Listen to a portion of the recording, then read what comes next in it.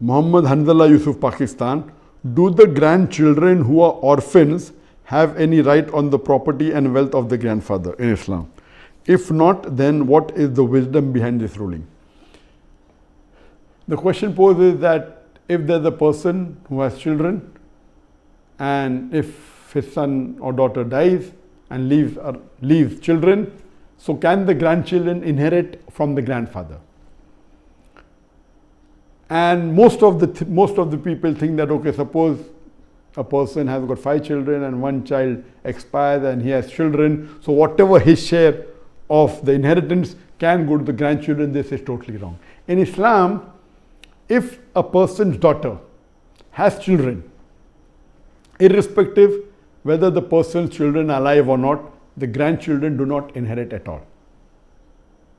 So, inheriting from the daughter's children, the grandchildren from the daughter, in all cases, the grandchildren from the daughter cannot inherit. As far as grandchildren from the son, if the person has children and if his son has expired leaving children, but his other children are alive, then the grandchildren from the son also do not inherit anything.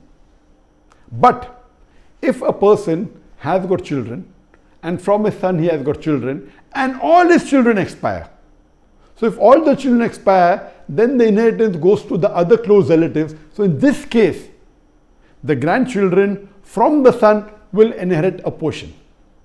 What is the wisdom? The wisdom behind why grandchildren do not inherit is because these inheritance, the shares, have been fixed by Allah subhanahu wa ta'ala. Irrespective whether children are pious or not, as long as they are children and they are in the fold of Islam, they inherit irrespective whether they're pious or they're not pious, whether they take care of the father or not father, they inherit. These are the portions, inheritance prescribed in the Quran in Surah Nisa, chapter number 4, verse number 11 and 12. There is one more verse in the Quran, Surah Ma'idah, chapter 5, verse number 108, where it says that before you die, you write down your will in inheritance. And this verse was revealed before Surah Nisa chapter 4 verse number 11 and 12. So some of the fuqaha, some of the scholars says that once this verse was revealed of Surah Nisa chapter 4 verse number 11 and 12, giving the shares of the children, of the wives, of the husbands and of the mothers and the parents in detail, that verse of Surah Ma'idah and the other verse of inheritance, they are abrogated. Some scholars say no, it's not abrogated, yet it's valid. And this here refers to those shares a person is allowed to will 1/3 of his inheritance to people outside those who are actual inheritors. So these scholars say this verse is encouraging the people to write their wasiyah, the share of inheritance, maximum 1/3 they can will. Based on hadith that one of the Sahaba says, I want to will my full property. Prophet said you cannot. He said I want to will half. He said you cannot. So he said maximum you can, which is the worst, is 1/3. So 1/3 that maximum you can will outside those who are your actual inheritors, as mentioned in the Quran and the Hadith, is 1/3. So scholars say that these grandchildren who are not the actual inheritors, you can will up to 1/3 of your share. And I also agree that this verse is not abrogated. Why? Because this share mentioned in the Quran is applicable in Muslim countries who do not make a will. Even if you don't make a will or you make a will in a Muslim country which follows the Islamic law, or in India which follows the Muslim personal law, it will go as per the Quran and the Hadith. But in countries like the Western countries, USA, UK, they don't follow the Islamic Sharia. So here, according to me, it is compulsory that every Muslim living in these Western countries should mention in their wasiyah the share, what should be given to their children or to their wives, etc., as per the Quranic principle.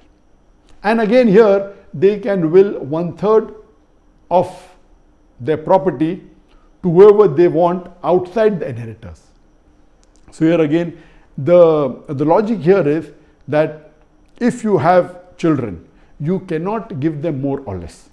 But if you have grandchildren whose parents have expired, have died, you as a grandfather can will them 1/3, which is a great amount. So logic here is, and it is encouraged for those people whose children have expired, leaving grandchildren, that they bequeath some of their share to the grandchildren.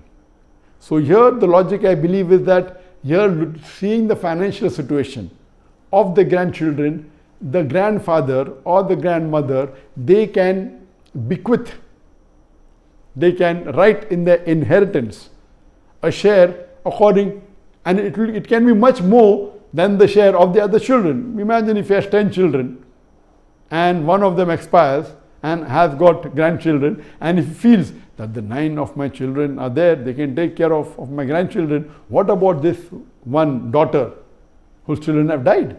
I mean, daughter who has died and the children are alive. So here he can even will up to 1/3.